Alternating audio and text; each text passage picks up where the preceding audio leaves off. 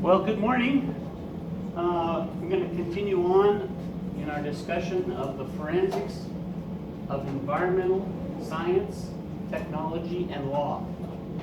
You'll recall we've been talking about my work in Nogales, where I monitored the amount of particulate matter coming across the border from Nogales, Sonora to Nogales, Arizona, where I went up to the top of the post office and collected volumes of air, collected samples of particulate matter on filter paper, took them to the laboratory, weighed them, and along with the Arizona Department of Environmental Quality, ADEQ, and University Medical Center, Dr. Gerard is the director of Public Health and Management at UMC. And we correlated the amount of particulate matter with the amount of asthma in Nogales Unified School District schools, elementary, middle, and high school. That work was done 1996, and it was published 2 years later. That was an inductive piece of work. Okay? Inductive starts below and reasons up. So for the next 10 minutes or so, we're going to switch now and we're going to go to deductive reasoning, which is reasoning from top down. Okay? You need both inductive reasoning and deductive reasoning to solve environmental problems.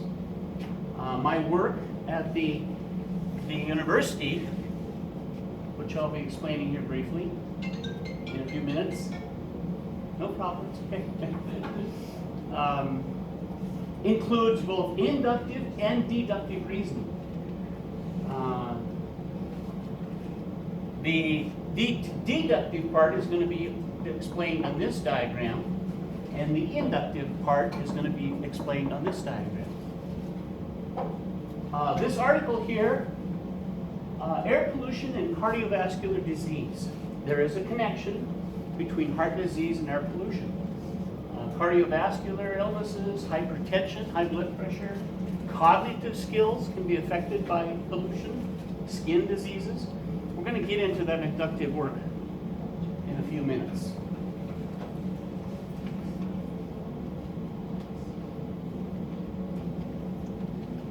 Okay.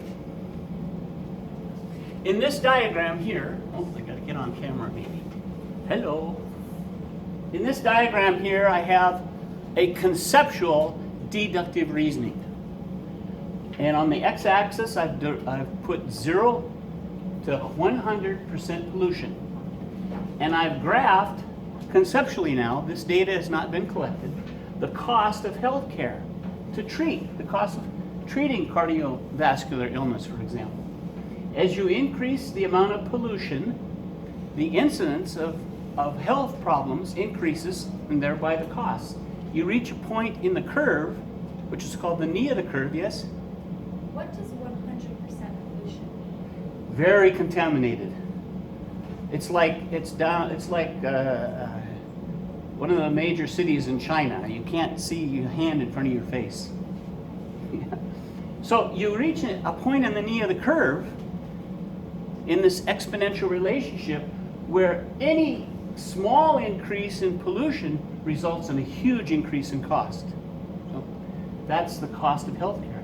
Likewise, we can graph the cost to remove the pollution. At 100% pollution, there's no cost. So you're happy with not being able to see the hand in front of your face. As we reduce pollution by putting in technology, sure enough, the costs make sense, right? If you're going to put in technology to remove pollution, the costs are going to increase. And likewise, you're going to reach a knee in the curve, whereas last little bit of removal of the heavy metals or sulfurous acid or particulate matter results in a huge increase to remove that pollution. And that's reflected in the green line here. So what do we have when those two relationships intersect? That's the optimum economic cost. right there. We don't know where that is as a society. It's amazing to me that we've had the Federal Pollution Control Act in effect for 67 years, and we still don't know where this point is. As a matter of fact, 2 years ago, the United States Supreme Court, in its decision in Michigan versus EPA, Environmental Protection Agency, concluded or held that the EPA must consider costs. So the EPA now is frantically running around trying to generate this data. Well, this is very complicated, as you might imagine. There's all kinds of illnesses. There's all kinds of ecosystems. I mean, the optimum for this in Wyoming is going to be quite different in Michigan, where they have a lot of coal-fired energy plants. So each ecosystem is going to have its own characteristic economic optimum as well. This is a lifetime project. I will be dead before we know the answer to this question. But I did present this. Oh, before I go on there.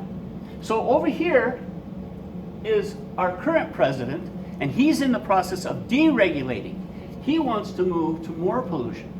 Our former president, he was in the process of regulating, and he wants to move to less pollution. So we have a political tension from two extremes. Trump, with his unreasonable commercialism, to him the bottom line of profit is most important, whereas Obama is unreasonable environmentalism. He wants to eliminate all pollution. Well, that too, based on this graph, is unreasonable. So there's an optimum that needs to be found. And until we find that optimum, the Republicans and the Democrats are going to continue to fight. The environmentalists and the commercialists are going to continue to fight. And it's a fruitless argument because nobody knows where this is. I presented this diagram to Dr. Gerard, the head of, or the director of public health and management at UMC. I asked him, where do you think we are on this curve? Well, he said, we're very contaminated. Then I asked the same question to the current director of the EPA, a person that was the former Attorney General of Texas, I believe. I asked him, he says, well, we need to have more pollution. We need to deregulate. So even if you ask an individual person, you're going to get a fight. So how do we, well, the question, where do you think we are today? Anybody have an answer to that question? Where do you think we are in this paradigm? Yes? I feel like it really just depends on county, not even the entire United States, because there's definitely areas of the United States that are close to 100%, and there's areas that are close to zero. Okay, that's correct. That's very perceptive. Thank you. So how are we going to get this data for each particular ecosystem? Well, how many have had calculus? Very important, because calculus is going to give us the answer. If you make a graph, again, this was just conceptual, two-dimensional, but the calculus is three-dimensional. You make a graph of the concentration of a particular pollutant, whether it's lead, arsenic, mercury, copper, sulfuric acid, or even particulate matter. You have on the x-axis concentration. On the y-axis will be the cost resulting from those pollutants, and then on the z is the time of exposure, three-dimensional. So we have two independent variables and one dependent variable, and that can only be answered by calculus. It's not a single two-dimensional line. It's actually a contour. Actually, a contour that only calculus can determine. That there is this side of the equation, and similarly, the left side of the equation has to be graphed, where concentration, but on the z-axis it'll be amount of production of the pollutant instead of time of exposure, and then the cost to remove. So where those two contours intersect, that'll be the optimal cost for the particular ecosystem. Any questions? Any additional questions? Yes, sir. How long do you think until we find it optimal? It's, well, for any particular ecosystem, maybe 5 years from now, 7 years from now, huge opportunity for the forensic scientist. Huge opportunity to get a complete optimum for a mixture, like say in Michigan, where the coal-fired energy plants are